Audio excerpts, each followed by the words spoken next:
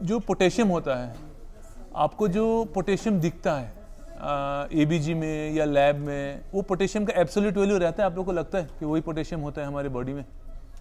लगता है वैसा? वो एक सिर्फ छोटा सा पार्ट होता है, ठीक है।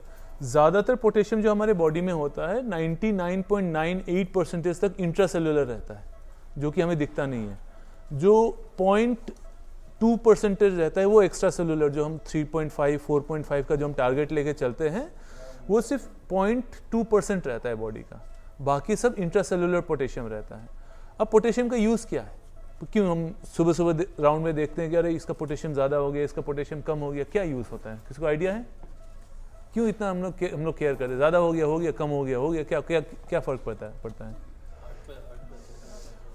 हमारा जो हार्ट बीट है ना, सिर्फ हार्ट बीट नहीं, पूरा का पूरा बॉडी, चाहे वो आप मसल कॉन्ट्रैक्ट कर रहे हो, मसल रिलैक्स कर रहे हो, हार्ट बीट कॉन्ट्रैक्ट कर रहा है, हार्ट का जो कार्डियक मसल्स है वो कॉन्ट्रैक्ट कर रहा है, सब कुछ सोडियम और पोटेशियम से होता है। अगर ये दोनों ऊपर नीचे होगा तो बॉडी हमारा काम करना बंद कर देगी। किसी का पोटेशियम अगर 7 से ऊपर हो गया तो मतलब कि आपको 70-80% पेशेंट का चांस है कि उसका कुछ देर में हार्ट बीट बंद हो जाएगा, अगर उसको टाइमली डायलिसिस नहीं मिलता है या टाइमली उसका मैनेजमेंट नहीं किया जाता। इतना खतरनाक पोटेशियम होता है। अगर वही पोटेशियम 2.5 से कम हो जाएगा तो हार्ट रेट फिर कम हो जाएगा, उसमें भी ब्रेडिकार्डिया होगा। ज़्यादा हो जाएगा तो भी ब्रेडिकार्डिया होगा। दोनों साइड में नुकसान है। इसीलिए जो पोटेशियम है उसका बहुत ही एक माइन्यूट रेगुलेशन किया जाता है कि 3.5 to 4.5, उससे ना नीचे होना है ना उससे ऊपर होना है। उससे नीचे हुआ तो क्या होगा? हाइपोकैलेमिया के सारे सिम्टम्स आ जाएंगे। पेशेंट को जनरलाइज वीकनेस स्टार्ट हो जाएगा, गैस्ट्रोपेरेसिस हो जाएगा, ईसीजी चेंजेस आ जाते हैं हाइपोकैलेमिया में, कि आपका एसटी डिप्रेशन होना स्टार्ट हो जाएगा, यू वेव आना स्टार्ट हो जाएगा। बहुत सारे ऐसे सीक्वेंशियल ईसीजी चेंजेस है, ठीक है।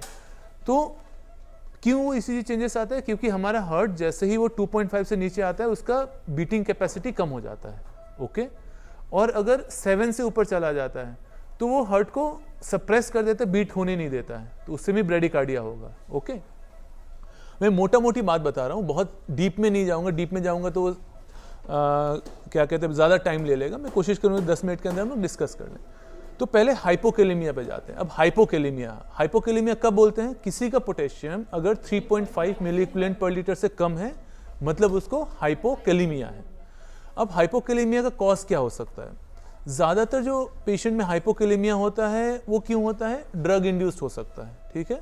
ड्रग, सबसे कॉमन ड्रग सीओपीडी में आप साल्सोल नेबुलाइजेशन देते हो, उससे पोटेशियम कम होता है। लोग घर पे भी नेबुलाइजर लेते हैं, टर्बुटलिन, आइबुटालाइड, या फिर ये सब जो हम लोग पफ यूज़ करते हैं, सबसे हाइपोकैलेमिया हो सकता है। लेसिक्स बहुत लोग टैबलेट खाता है घर पे, उससे हाइपोकैलेमिया हो सकता है।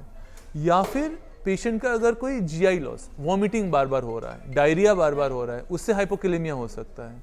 या रीनल लॉस, यूरिन में लॉस हो रहा है, किसी के पेशाब से पोटेशियम बाहर, बॉडी के बाहर निकल रहा है, तो उससे भी हाइपोकैलेमिया हो सकता है। तो ये सारे कॉमन कॉजेस हैं। रेयर कॉजेस क्या होंगे? हाइपर एल्डोस्टेरोनिज्म हो गया, बॉडी सोडियम आयन को रिटेन कर रहा है, पोटेशियम को एक्सक्रीट कर रहा है, तो कशिंग सिंड्रोम होता है, लीडल सिंड्रोम होता है, गिटलमैन सिंड्रोम, वो सब बहुत कॉम्प्लिकेटेड चीज़ है, उतना तक हम लोग का क्लास नहीं जाएगा। तो जो कॉमन कॉजेस है, कोई लेसिक्स लेके आ गया, कोई पेशेंट को ज़्यादा वॉमिटिंग हो गया, कोई से पेशेंट को डायरिया हो गया, ये सब कॉमन कॉजेस है हाइपोकैलेमिया के। आईसीयू में क्या कॉज बनता है? हम नेबुलाइजेशन जो करते हैं या लेसिक्स इन्फ्यूजन दे देते हैं, ये सारे मोस्ट कॉमन कॉजेस है हाइपोकैलेमिया के। किसी को हम लेसिक्स इन्फ्यूजन दें, उसका पोटेशियम कम होगा ही होगा।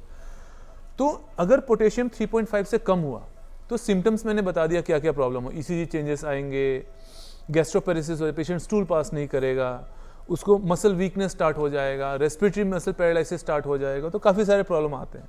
अब उसको करेक्ट कैसे करना है? तो स्टार्टिंग स्टेज में हम लोग क्या करते हैं? पॉटक्लोर देते हैं। सिर्फ पॉटक्लोर आप 10 ml 15 ml दे सकते हैं। लेकिन किसी को जब पॉटक्लोर दीजिए तो उसके 2-3 चीज़ें आपको समझनी है। किसी पेशेंट को डायरिया हो रहा है तो पॉटक्लोर नहीं देना है, क्योंकि वो खुद में एक इरिटेंट है, वो डायरिया कर सकता है। तो किसी को अगर डायरिया हो रहा है तो पॉटक्लोर इमीडिएटली बंद कर देना है, ठीक है। किसी पेशेंट को वॉमिटिंग हो रहा है, उसको आप पॉटक्लोर दोगे, पॉटक्लोर से भी वॉमिटिंग, टेस्ट बड़ा खराब होता है उसका, तो उससे वॉमिटिंग हो सकता है, तो आपको उस पेशेंट में पॉटक्लोर बंद कर देना है। अब वैसे पेशेंट में फिर अगर आप पॉटक्लोर नहीं दे सकते हो और पेशेंट का पोटेशियम 3.5 से कुछ भी कम है, 3 है, 2.5 है, 2.8 है, 3 से कम तो आईसीयू में एक्सेप्टेबल ही नहीं है, किसी के लिए भी एक्सेप्टेबल नहीं है, ओके।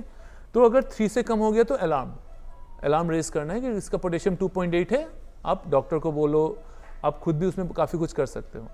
3 to 3.5 अगर है तो उसको हमें 3.5 से ऊपर करना है। तो सिरप पॉटक्लोर हम कोशिश कर सकते हैं उसको देने के लिए, नहीं है तो इंजेक्टेबल यूज़ करना है। इंजेक्टेबल में क्या आता है, KCl आता है, ठीक है। तो जो KCl होता है उसको देने का तरीका होता है, उसको आप अक्सर मैं देखता हूँ कि लोग पेरिफेरल लाइन से कनेक्ट कर देते हैं। कभी भी पेरिफेरल लाइन से कनेक्ट नहीं करना है। क्यों नहीं कनेक्ट करना है ये मैं आपको समझाता हूँ, ठीक है। क्योंकि जो KCl होता है वो एक हाइपर ऑस्मोटिक एजेंट होता है। हाइपर ऑस्मोटिक का ये मतलब होता है कि हमारे बॉडी का ऑस्मोलिटी होता है कितना, 300 के लगभग होता है, 280 to 320 के बीच में कुछ भी रहेगा हर किसी का। आपका मेरा 290-300 के आसपास रहता है। KCl का ऑस्मोलिटी पता है कितना रहता है, 3000 रहता है, 2800 समथिंग के आसपास KCl का ऑस्मोलिटी रहता है। तो कोई भी चीज़ का अगर ऑस्मोलिटी ज़्यादा होगा तो वो क्या करेगा, आपको जब भी आप उसको पेरिफेरल कैनुला से दोगे तो वो बर्निंग सेंसेशन करेगा, क्योंकि पूरा का पूरा इलेक्ट्रोलाइट्स, आपका बॉडी का ऑस्मोलिटी अलग है। जहाँ 300 है आप 3000 पे दे रहे हो, तो 10 गुना ज़्यादा हो गया ना।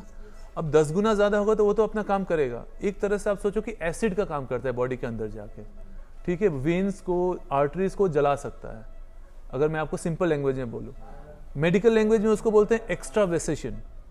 क्यों एक्स्ट्रा वेसेशन क्यों करेगा कि वेसल के अंदर जब भी पोटेशियम जाता है तो वो इतना हाइपर ऑस्मोटिक है कि वो वेसल के बाहर जाने का कोशिश करेगा, क्योंकि बॉडी इक्विलिब्रियम ढूंढती है। हमारा जो बॉडी होता है वो इक्विलिब्रियम ढूंढेगी। अब बाहर का एटमॉस्फेयर 300 का है, आपका घर का एटमॉस्फेयर 3000 का है, तो बाहर से कुछ अंदर खींचेगा, कुछ अंदर से बाहर जाएगा, कोशिश करेगा कि मैं भी इसको 300 के लगभग में लेके आऊँ, कोशिश करेगा शरीर आपका ऑस्मोलिटी को। उस चक्कर में वो एक्स्ट्रा वेसेट कर जाता है। उसके लिए आपको थ्रोम्बोफ्लेबाइटिस, सीवियर पेन, जिस भी वेन से आप देते हो तो उसमें पेन होगा। इसीलिए कभी भी KCl को आपको पेरिफेरल वेन से नहीं देना है। अगर देना है तो आप सेंट्रल लाइन से दे सकते हैं, या फिर आप EJ एक्सटर्नल जुगुलर वेन का यूज़ कर सकती हैं। पेरिफेरल लाइन से किसी भी हाल में पोटेशियम नहीं देना होता है। कई बार हो सकता है, मजबूरी हो सकती है कि भाई सेंट्रल लाइन का कॉन्ट्राइंडिकेशन है, पेशेंट के प्लेटलेट काउंट 10,000 पड़े हुए हैं, पेशेंट को कोगुलोपैथी INR 7 का पड़ा हुआ है, हम सेंट्रल लाइन नहीं डाल सकते, EJ से डाल सकते हैं। अगर वो भी नहीं है तो आप सब एक काम कर सकते हो जिससे आप पोटेशियम दे सकते हो। कैसे, एक 16 या 18 गॉज का कैनुला यहाँ पे आप डाल सकते हो, उससे आप डाइल्यूट करके दे सकते हैं। डाइल्यूट करके आप यूज़ कर सकते हो, वो भी 500 ml में डाइल्यूट करके ही आपको पोटेशियम देना है। ऐसे नहीं कि 100 ml में डाइल्यूट कर दिया। 100 ml में डाइल्यूट करेंगी तो उसका भी ऑस्मोलिटी आपको 3000 से कम होकर कितना होगा, 2000 आ जाएगा। 2900 का अगर KCl का ऑस्मोलिटी वो 2000 के रेंज में आ जाएगा, या 1500 आ जाएगा। 300 और 1500 में डिफरेंस है, मतलब कि उस 1500 में भी अगर ऑस्मोलिटी बढ़ेगा तो एसिड का ही काम करेगा। बात समझ में आ रहा है। अगर इससे भी और सिंपल लैंग्वेज में हम एक्सप्लेन करें तो जैसे कि अल्कोहल होता है, अल्कोहल 42% अल्कोहल होता है, उसको अगर कोई पिएगा तो उसका गला जल जाएगा, लेकिन इसीलिए उसको डाइल्यूट किया जाता है। तो उसका भी ऑस्मोलिटी का ही क्या गेम है, और इसमें भी ऑस्मोलिटी का गेम है, तो उसको कम करना पड़ता है, ठीक है।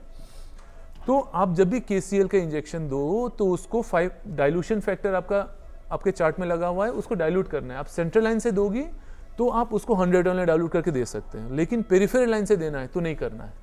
पेरिफेरल लाइन से एटलीस्ट 500 ml में डाइल्यूट करने के बाद ही आपको देना है। कभी भी पेरिफेरल लाइन से KCl नहीं जाना चाहिए।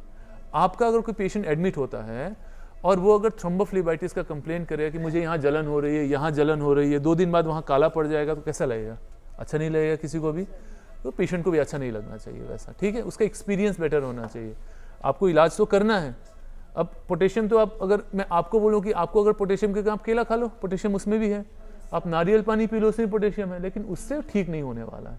ICU वाले पेशेंट या वार्ड वाले पेशेंट का पोटेशियम जब बहुत ज़्यादा कम रहता है तो उसके लिए हमें इंजेक्टेबल यूज़ करना पड़ेगा, और इंजेक्टेबल का यही तरीका होता है देने का, ठीक है। तो हाइपोकैलेमिया में हम यही 2 चीज़ यूज़ करते हैं, एक सिरप पॉटक्लोर या फिर KCl, और बाकी जो दवाइयों से हाइपोकैलेमिया होता है उसको कम करना है, लेसिक्स को कम करना है, नेबुलाइजेशन को कम कर देना है, तो ये सारी चीज़ें हैं। अगर पोटेशियम आपका 4.5 से ज़्यादा होता है, कई बार मैं लैब में देखता हूँ कि 5.3 का वैल्यू आता है, 5.1 का वैल्यू आता है, 5.2 का वैल्यू आता है, अलग अलग लैब अलग अलग वैल्यू देगा। आपको मोटा मोटी समझना है 4.5 से ज़्यादा पोटेशियम पेशेंट के जान के लिए खतरा हो सकता है। क्यों? क्योंकि एक पोटेशियम जब हम लैब में भेजते हैं तो उसका रिपोर्ट 4 घंटे बाद आता है। अगर किसी का 5.5 है, वो 4 घंटे में 7.5 हो सकता है, उसको कार्डियक अरेस्ट कर सकता है, ठीक है। तो आपको वो टाइम स्पेन बचाना है। एबीजी में देखो आप इमीडिएटली कि एबीजी में कितना पोटेशियम आ रहा है। कभी भी आपको देखिए कि 5 से ऊपर पोटेशियम पेशेंट का दिख रहा है, इमीडिएट में कैल्शियम ग्लूकोनेट का यूज़ करना है, जीआई ड्रिप का यूज़ करना है, सोडा बाइकार्ब का यूज़ करना है, ठीक है। केबाइंड सैशे यूज़ करना है, डेफिनेटली यूज़ करना है, बट केबाइंड सैशे का ऑनसेट ऑफ एक्शन ज़्यादा है। ऑनसेट का ये मतलब होता है कि आज अगर आप पेशेंट को केबाइंड सैशे दोगी तो मैं ये नहीं बोल पाऊंगा कि वो शाम तक काम करेगा या कल से काम करना स्टार्ट करेगा। तो इसीलिए कुछ भी ऐसा दवा देना है जो इमीडिएट काम करे। सबसे इमीडिएट क्या काम करता है? GI drip. 100 ml 25% डेक्सट्रोज लो, उसमें 8 यूनिट इंसुलिन डालो और उसको 10 मिनट में फ्लो कर दो, सबसे सेफ है। एक कैल्शियम ग्लूकोनेट दे सकते हैं 1 ग्राम या 2 ग्राम, उससे आपका कैल्शियम ग्लूकोनेट पोटेशियम कम नहीं करता है, ये सबको याद होना चाहिए। जीआई ड्रिप से पोटेशियम कम होता है। कैसे कम होता है? वो ट्रांससेलुलर शिफ्ट करता है। जैसे कि मैंने स्टार्टिंग में बोला कि इंट्रासेलुलर और एक्स्ट्रा सेलुलर 99.8% इंट्रासेलुलर रहता है, 0.2% एक्स्ट्रा सेलुलर रहता है। तो 0.2 को हम क्या करते हैं, उसको अंदर इंट्रासेलुलर भेज देते हैं, पोटेशियम कम हो जाएगा। लेकिन जब एक्स्ट्रा सेलुलर टू इंट्रासेलुलर करना है या फिर इंट्रासेलुलर टू एक्स्ट्रा सेलुलर करना है तो उसमें फिर हम अलग अलग दवाइयों का यूज़ करते हैं, ठीक है। तो हम बस शिफ्ट करते हैं। जीआई ड्रिप से शिफ्ट होता है, सोडियम बाइकार्बोनेट से शिफ्ट हो सकता है, लेकिन कैल्शियम ग्लूकोनेट से शिफ्ट नहीं होता है। कैल्शियम ग्लूकोनेट से कार्डियक मेम्ब्रेन स्टेबलाइजेशन करता है, मतलब कि हार्ट को बंद करने से रोकेगा। पर सेफ ड्रग है, कैल्शियम ग्लूकोनेट आप यूज़ कर सकती हो, जीआई ड्रिप यूज़ कर सकती हो। सल्फर नेबुलाइजेशन बहुत सेफ होता है, उसको आप यूज़ कर सकते हो, कभी अगर पोटेशियम 5 से ऊपर में दिखे तो, ठीक है। तो ये तीन चीज़ें अगर आप याद कर लो कि हाइपोकैलेमिया में क्या मेन 3 चीज़ें हैं, कैसे हम करेक्ट करेंगे। सिरप पॉटलोर दे सकते हैं, कोकोनट वाटर यूज़ कर सकते हैं या इंजेक्टेबल केसीएल यूज़ कर सकते हैं। ये हाइपोकैलेमिया में इंजेक्टेबल कभी भी पेरिफेरल लाइन से नहीं देना है, नेवर, ठीक है। सेंट्रल लाइन से देना है। अगर पेरिफेरल लाइन से देना मजबूरी है तो एक 16 गॉज या 18 गॉज का कैनुला ऊपर एक मोटे वेन में डाल के उसमें आप यूज़ कीजिए। डाइल्यूशन जब भी आप पेरिफेरल लाइन से दीजिएगा 500 ml में डाइल्यूशन करना है, 100 ml में डाइल्यूशन नहीं करना है। सेंट्रल लाइन से दीजिएगा तो 100 ml में डाइल्यूशन करना है, ओके। पोटेशियम का रेट होता है एक, ठीक है। रेट का क्या मतलब होता है कि आप कितने देर में दे सकते हैं। अगर आप 40 मिलीक्यूलेंट्स देते हैं तो कोशिश कीजिए कि 4 से 6 घंटे में 40 MEQ जाना चाहिए। ऐसा नहीं कि इमीडिएटली अगर किसी का पोटेशियम कम आए तो हम फास्ट दे दिए, नहीं, 4 से 6 घंटे में 40 MEQ जाना चाहिए। अगर किसी को टारगेट है हमें 100 मिलीक्यूलेंट देना है पूरे दिन में तो उसको 10 घंटे में जाएगा। 80 मिलीक्यूलेंट देना है, मोटा मोटी 10 मिलीक्यूलेंट्स पर आवर से ज़्यादा स्पीड में नहीं देना है पोटेशियम को, ये याद रखना है। पेरिफेरल लाइन से नहीं देना है, हमेशा सेंट्रल लाइन से देना है। और अगर किसी को दर्द हो रहा है तो इमीडिएटली स्टॉप करना है, ठीक है। याद रहेगा इतना। और ज़्यादा रहेगा तो क्या यूज़ कर सकते हैं, किसी का पोटेशियम 4.5 से ज़्यादा हो गया, 5.5 हो गया, 6 हो गया, एक जीआई ड्रिप दे देंगे, साल्सोल नेबुलाइजेशन दे देंगे, साल्बुटामोल का नेबुलाइजेशन जो होता है, सोडियम बाइकार्बोनेट यूज़ कर सकते हैं, कैल्शियम ग्लूकोनेट देना है, ठीक है। ये 4 चीज़ें, 3 चीज़ें आप याद रखिए। कोई पेशेंट को पोटेशियम रिलेटेड डेथ्स या पोटेशियम रिलेटेड प्रॉब्लम नहीं होना चाहिए, ठीक है। ठीक, थैंक यू।